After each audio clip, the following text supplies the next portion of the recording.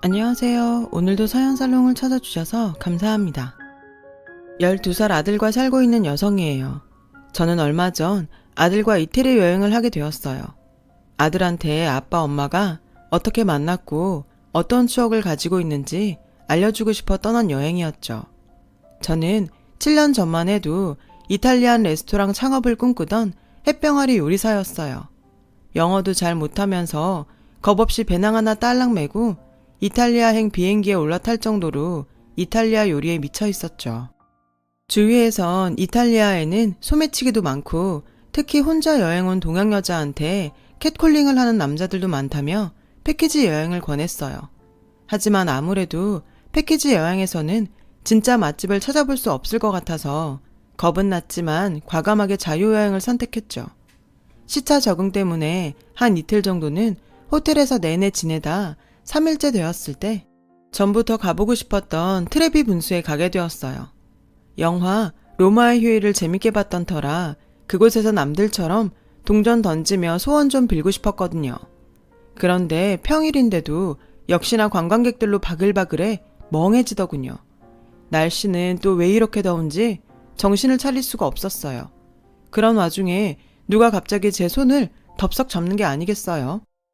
너 소진이 맞지? 이런 데서 다 보네. 우리 조용한 데 가서 얘기 좀 할까? 제가 미처 대답을 하기도 전에 무작정 제 손목을 끌고 가던 낯선 한국인 남자는 주위에 사람이 없는 걸 확인하자 그제야 황급히 제 손목을 풀었어요. 죄송해요. 아까는 너무 급해서 실례를 했어요. 사실 아까 전부터 아가씨 주위에 이태리 남자들이 소매치기 하려고 따라붙는 것 같길래 몰래 따라왔어요. 아가씨가 지갑을 열려는 순간 갑자기 걔네들이 행동을 개시하더라고요. 괜히 소매치기라고 소리 지르면 나중에 위험해질까 싶어서 앞뒤 생각할 새도 없이 그냥 아가씨를 끌고 왔어요. 놀라셨다면 죄송합니다. 그게 저희 남편과 저의 첫 만남이었어요. 남편의 젠틀한 외모와 행동을 보고 첫눈에 반했던 저는 감사 인사로 식사를 대접하겠다고 제안했어요. 그리고 남편과 몇 시간 동안 식사를 하면서 서로 대화가 참 잘 통한다는 것도 알게 되었죠. 남편은 개인전을 준비하던 화가로 영감을 받으러 이태리 여행을 온 거였죠. 저도 레스토랑 때문에 아이디어를 얻을 겸 맛집 투어 중이라는 말에 서로 창의적인 일을 한다며 비슷하다고 누가 먼저랄 새도 없이 웃었어요. 그러다 지금 먹고 있는 음식 맛은 어떠냐고 물었더니 글쎄, 사실 저는 웬만한 음식은 맛있다는 생각을 못해요. 저희 어머니께서 음식을 잘 하시거든요. 어머니 음식이 제일 맛있어서인지 유명 맛집에 가도 만족스럽지 않더라고요. 예상 외의 답변이었어요. 그 전까지는 이 남자와 결혼까지 잘해볼까 혼자 쓸데없는 상상까지 했는데 자기 엄마 음식이 가장 맛있다는 말에 마마보이라는 의심이 들며 순식간에 마음이 식어버렸죠. 명색이 저도 셰프인데 결혼하면 얼마나 주방에서 음식 가지고 싸움 나겠어요.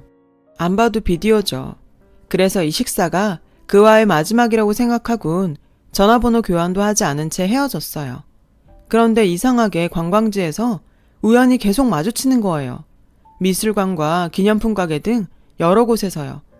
그렇게 우리는 같이 밥을 먹게 되었고 미술관에서는 해박한 그의 미술사 강의를 들으며 그에게 다시 빠져들었어요. 그리고 한국에 돌아와서는 그의 오피스텔에서 동거를 하며 결혼까지 약속하게 되었어요. 그러다 결혼 전 시어머니께서 하시는 백반집에 남편과 함께 인사차 가게 되었어요. 솔직히 허름한 외관만 보고 무시했는데 밖에서 줄을 서서 먹을 정도로 유명한 맛집이더라고요. 가격도 좀 있는 편이었는데 끊임없이 사람들이 밀려들더라고요. 저희는 남편이 미리 시어머니한테 말씀드리고 온 덕에 기다리지 않고 조용한 룸에서 먹을 수 있었어요. 어머님이 오시기 전에 밑반찬부터 먹어봤어요. 분명 평범한 나물과 김치인데도 어쩜 그렇게 맛있던지 솔직히 너무 놀랐어요. 남편 입맛이 높아질만 하더라고요. 그 후 메인 요리를 먹고 있는데 갑자기 문을 열고 시어머니께서 들어오셨어요. 성큼성큼 다가와 남편 옆에 앉으셨죠. 우리 아들 아침 안 굶길 수 있지? 난 그거 하나면 된다. 요새 젊은 여자들 출근하기 바쁘다고 남편을 빵 쪼가리로 때우게 한다던데 나는 눈에 흙이 들어가도 절대 그 꼴 못 본다. 그거 못 지킬 거면 미리 얘기해라. 내가 수시로 가서 반찬 갖다 놓을 테니. 저는 다짜고짜 아침밥 타령하는 시어머니 말씀에 말문이 턱 막혔지만 시어머니께서 아침밥 핑계로 수시로 집에 올까봐 얼른 그런 건 걱정 말라며 안심시켰어요. 하지만 그 후로 이어진 시어머니의 밥사랑은 지독했어요. 아침을 안 먹으면 힘이 안 난다는 둥, 밀가루 음식은 절대 먹이지 말라는 둥, 저를 며느리로 들이는 건지 도우미로 취직시킨 건지 모르겠더라고요. 결국 어머님 식당을 나와서 남편과 한바탕 결혼을 무르내 만에 싸웠지만 이미 제 뱃속엔 아이가 자라고 있었기 때문에 애써 불안을 감추고 얼른 식을 올릴 수밖에 없었어요. 남편한테는 어머니가 절대 저희 집에 연락 없이 못 오시게 하기로 약속을 받았어요. 그렇게 아이를 낳고 육아하랴 요리 공부하랴 정신이 없던 와중에 세상이 무너진 듯한 일이 벌어지고 말았죠. 퇴근하기 전 매일 전화하던 남편이 10시가 지나도 전화를 않는 거예요. 이상하다 싶어 계속 전화를 하던 와중에 낯선 번호로 전화가 왔어요. 이민우 씨 보호자 되십니까? 여기는 땡땡 병원인데요. 이민우 씨가 뺑소니 사고로 지금 병원에 있습니다. 저는 정신없이 병원으로 달려갔고 남편이 수술을 받는 동안 간절히 기도했지만 하늘은 제 기도를 들어주지 않았어요. 남편은 그렇게 거짓말처럼 제 곁을 떠나갔습니다. 아무것도 모르는 어린 아들은 친정에 맡기고 피눈물 흘리며 남편의 장례식을 치렀는데 갑자기 시어머니께서 네가 내 아들을 잡아먹었구나 라며 제 머리채를 잡으시더군요. 그래서 그럼 어머니도 자식 잡아먹은 분이시네요 라며 어머니께 한 소리 했죠. 놀란 조문객들이 달려들어 어머님과 저를 떼어놓으려고 안간힘을 썼어요. 하지만 당시 저는 아들 잡아먹은 년이라는 시어머니의 말에 눈이 돌아 아무것도 보이지 않았어요. 그 후 병원에서 몇 달은 제 정신이 아닌 사람으로 지냈어요. 꿈에서는 그래도 남편을 만날 수 있기에 저는 계속해서 잠만 자려고 했고 끔찍한 현실을 외면하려 했죠. 눈을 뜨면 남편이 없다는 사실에 짐승처럼 울부짖으며 병실이 떠나가라 고래고래 소리를 질렀어요. 몇 번이나 손목을 그으려고도 했고요. 네 아들 생각해야지. 엄마가 돼가지고 언제까지 그렇게 누워있을래? 너 엄마야. 그러다 친정 엄마가 건네준 아들 사진에 정신을 차렸어요. 혼자였다면 남편 따라가기 쉬웠겠지만 저에게는 책임져야 할 어린 자식이 있었어요. 그래서 정신 차리고 엄마가 싸온 죽과 도시락을 먹기 시작했는데 너무 맛있는 거예요. 저희 엄마는 요리를 잘 못하는데 말이죠. 이상한 마음에 엄마를 추궁했더니 이거 너희 시어머니께서 싸우신 거야. 너 병원에 있는 동안 매일같이 밖에서 서성이다 돌아가셨어. 네가 드디어 정신 차렸다는 말에 너한테 얘기하지 말고 내가 한 걸로 해서 먹이라고 하시더라. 그 말에 저는 먹던 음식을 바닥에 쏟아붓고 난리를 피웠어요. 엄마, 난 그 여자랑 끝이야. 우리 민건이 얼굴도 안 보여줄 거고 나한테 아들 잡아먹은 년이라는 말을 한 순간부터 그 여자는 더 이상 내게 뭐도 아닌 거라고. 그렇게 저는 시어머니와 인연을 끊고 레스토랑 창업에만 매달리며 바쁜 시간을 보냈어요. 인테리어 하나하나 신경을 쓰고 메인 셰프 섭외까지 완벽하게 끝냈죠. 남편의 사망보험금으로 차린 레스토랑이기에 저는 꼭 성공해서 아들을 행복하게 해주고 싶었어요. 하지만 입지도 좋고 가격도 나쁘지 않은 곳이었는데 이상하게 8개월이 지나도록 손님이 거의 없는 거예요. 오픈한 몇 달 동안은 손님이 있었는데 갈수록 손님이 줄어들더군요. 그러다 빚이 생기기 시작했고 종업원과 셰프 월급까지 밀릴 지경이었어요. 대체 뭐가 문제인지 알 수가 없더라고요. 그러던 어느 날 몸이 아파 매니저한테 늦게 출근한다고 말하며 쉬고 있는데 사장님, 얼른 한번 와보셔야겠는데요. 한할머니가 계속 음식이 맛없다며 난리를 피고 계세요. 라며 전화를 했더라고요. 또 무슨 일이야 하며 아픈 머리를 감싸고 레스토랑에 도착하니 진상 고객은 다름 아닌 시어머니였어요. 아휴, 이렇게 짜기만 하고 건더기는 없으니 사람들이 오나. 겉만 이렇게 번지르르하게 꾸며놓으면 뭐해? 음식점이 맛이 있어야지. 재료만 비싼 거 쓰면 뭐해? 시어머니는 마치 자기가 주인이라도 되는 듯 주방까지 들어가 잔소리를 늘어놓고 있더라고요. 어머니, 대체 지금 뭐 하시는 거예요? 아들 잡아먹은 년이라고 제 가게 망치시려고 이러시는 거예요? 민호 씨 죽은 게 제 탓인가요? 왜 며느리 직장까지 와서 행패세요? 남편 이름이 나오자 시어머니는 잠깐 움찔하더니 이내 다시 기세등등하게 아니, 이런 쓰레기 음식을 대체 누구 보고 먹으라고 하는 거니? 요리의 기본도 안 됐으니 레스토랑에 손님이 이렇게 없지. 어머니는 오히려 제게 큰 소리치며 그나마 있던 손님 한 명까지 나가게 만들더군요. 저는 너무 화가 나고 억울해 곧바로 경찰서에 신고했어요. 어머니는 자기가 못 올 것 같냐며 소리를 지르시다 영업방해로 신고를 당하고 경찰차까지 오자 포기한 채 레스토랑을 나가시더군요. 가뜩이나 레스토랑 때문에 머리 아파 죽겠는데 영 끊고 살던 시어머니까지 망하라고 고사를 지내니 정말 미칠 것 같았어요. 그렇게 복잡한 마음을 안고 살던 중 저는 어쩔 수 없이 또 시어머니를 만나게 되었어요. 아들이 아파서 레스토랑에 출근도 못한 채 돌보고 있었는데 계속 할머니가 해준 음식이 먹고 싶다고 징징대는 거예요. 그래서 친정엄마한테 전화를 드려 아이한테 뭘 줬냐고 물어봤어요. 사실 그 음식 내가 아니라 너희 시어머니가 주신 거야. 너도 알다시피 민건이가 아빠 닮아 입이 좀 짧니? 내가 그렇다고 요리를 잘하는 것도 아니고 말이다. 민건이는 한식을 좋아하는데 넌 한식은 잘 못하잖아. 어쩜 죽은 지 아빠 입맛까지 닮았는지. 라는 충격적인 얘기를 하시지 뭐예요. 저는 친정엄마한테 폭풍 잔소리를 늘어놓고 유명 반찬 가게에서 아들 민건이가 좋아할 만한 반찬을 사다 먹였어요. 하지만 민건이는 시어머니 반찬에 이미 길들여져서 맛이 없다며 제 속을 뒤집어 놓았어요. 밥을 잘 먹어야 얼른 나을 텐데 말이죠. 결국 자식 이기는 부모 없다고 저는 시어머니께 자존심 버리고 음식을 부탁했는데 이 뻔뻔스런 여자가 저한테 거래를 하는 게 아니겠어요? 너희 그 주방장 말이다. 허세만 있지 요리 솜씨는 형편없더라. 내가 가서 좀 도와주고 싶은데 안 되겠냐? 어머니, 이태리까지 가서 몇 년 동안 요리 공부한 사람이랑 반찬 몇 가지 잘하는 어머님이랑 차원이 같은 줄 아세요? 아직 사람들이 정통 이태리 음식을 이해 못해서 손님이 없지만 조금 지나면 알게 될 거예요.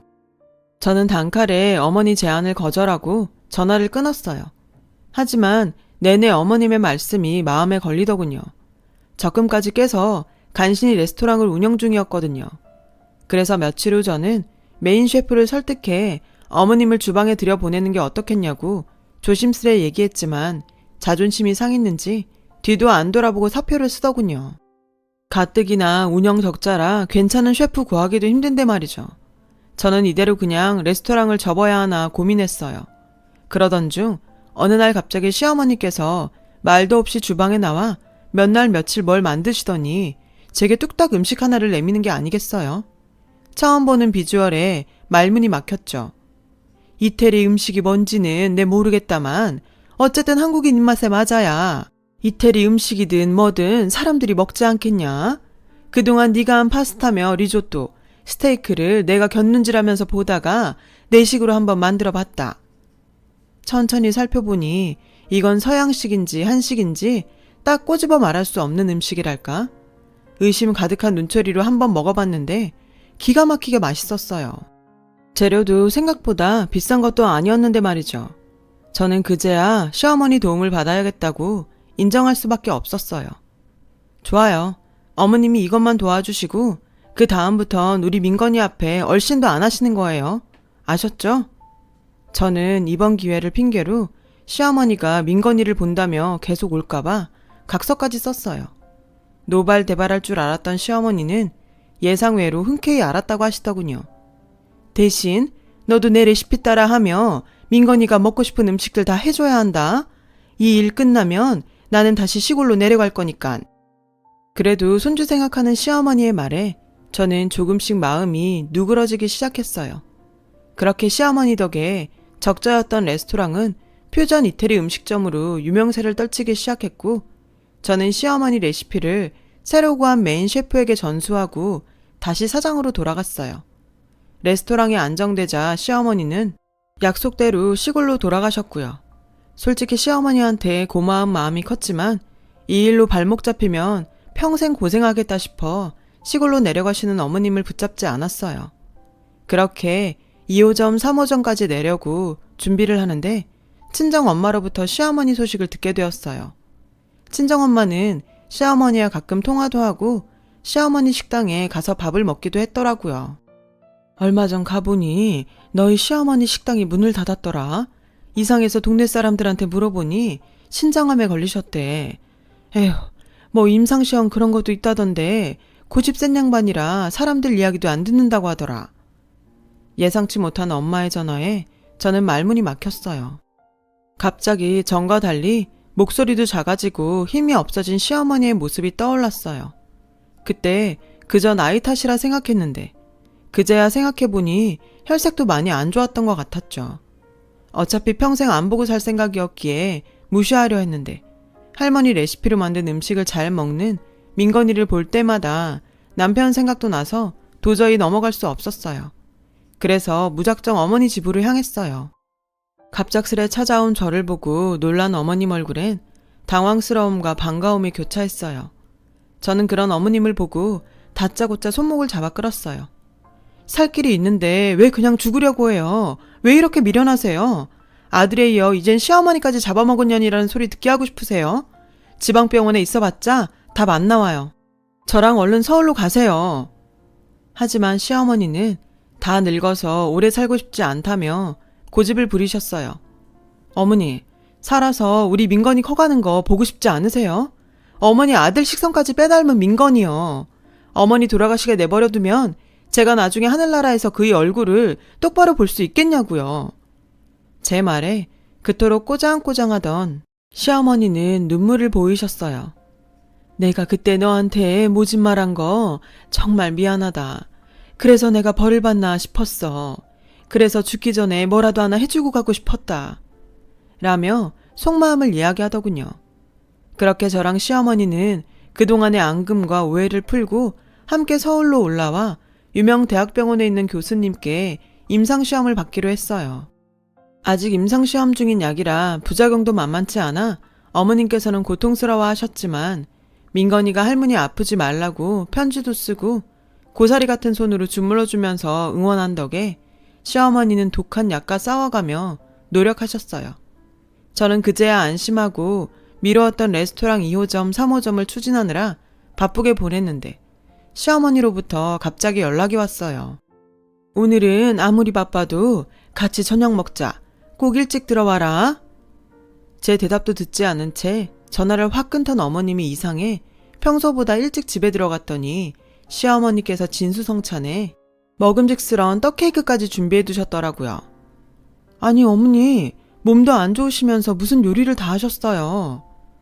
너는 아무리 바빠도 내 생일도 모르냐. 돈도 돈이지만 1년에 한 번뿐인 내가 태어난 날은 챙겨야지. 시어머니의 핀잔에 저는 아차 싶었어요. 정말 오랜만에 시어머니의 음식을 맛나게 먹었어요. 어머니가 직접 만드신 떡케이크는 내내 그리울 만큼 맛있었죠. 그게 시어머니가 해주신 마지막 음식이 될 줄은 미처 몰랐답니다. 어느 날 서울은 답답해서 못 살겠다며 이제 약만 잘 챙겨 먹으면 낫겠다고 시골로 내려가신 어머니는 주무시다 조용히 눈을 감으셨어요. 저에게 30년 된 백반집을 처분한 돈과 집을 남겨주셨죠. 한 통의 편지도 함께요. 너한테 마지막으로 음식을 해주고 갈 수 있어 다행이다. 생각해보니 그동안은 우리 아들 손주 위해서만 음식을 했지 널 위해서는 제대로 된 음식 한번 못 해줬더라. 죽기 전에 너한테 따뜻한 밥 해주고 같이 먹을 수 있어 행복했다. 나 먼저 하늘나라에서 우리 민우 만나고 있을 테니 너는 민건이랑 오래오래 행복하게 살다가 나중에 오렴. 시어머니의 장례를 치른 후 저는 아들과 함께 남편과 여행했던 곳곳을 다니며 아빠에 대해 얘기했어요.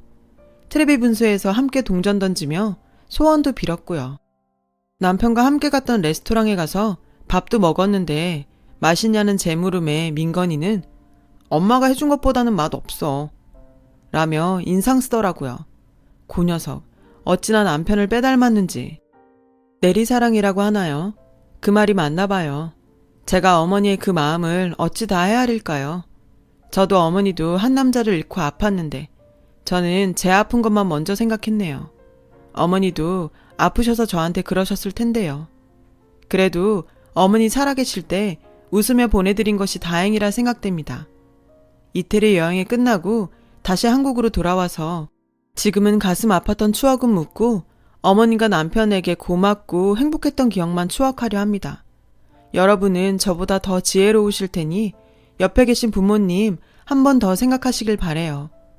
지금까지 제 긴 사연을 들어주셔서 감사드려요. 여러분, 사연 댓글에 응원과 현명한 조언 부탁드려요. 좋아요와 구독은 저에게 큰 힘이 됩니다. 오늘도 좋은 일 가득하세요.